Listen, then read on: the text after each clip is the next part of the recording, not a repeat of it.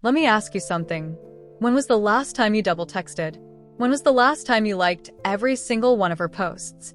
When was the last time you were available the moment she responded? If you're honest, probably recently. And here's what you need to understand. Being available doesn't make her miss you. Being available makes you predictable. And predictable is the death of attraction. Today, I'm breaking down exactly how to stop chasing and start creating absence. By the end, you'll understand why stepping back is the only way forward. Here's the truth most people won't tell you. When you chase, you're not showing interest. You're showing that your time has less value than hers. You're showing that you'll wait. You'll be patient. You'll be there no matter what. And when someone knows you'll always be there, guess what happens? They stop noticing when you're not. Think about it.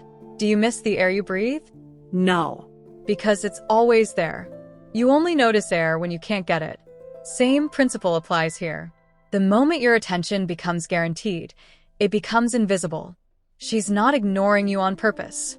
She's just breathing you in without thinking. And that's not her fault. That's human nature. So what do? You step back. Not to punish her, just to recalibrate the balance. If she didn't respond to the first one, the second one won't help. Let the silence breathe. When you step back, something interesting happens. She notices. Not immediately, but eventually, because you were part of her routine. And when a routine changes, the brain pays attention. She might not text you right away, but she'll wonder.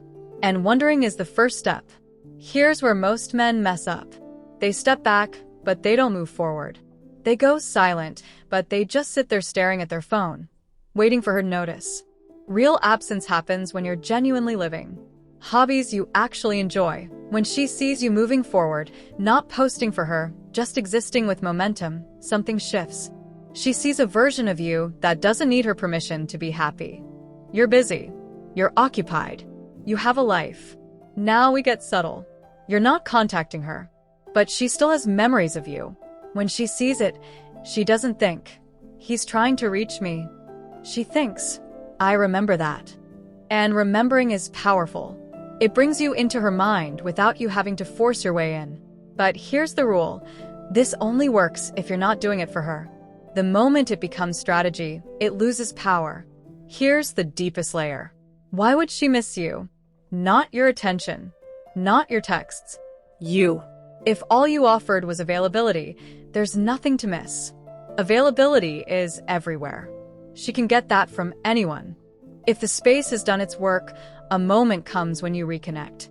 Maybe she reaches out. Maybe you do. Either way, how you show up matters. Don't bring explanations. Don't apologize for being gone. Don't immediately try to figure out where you stand.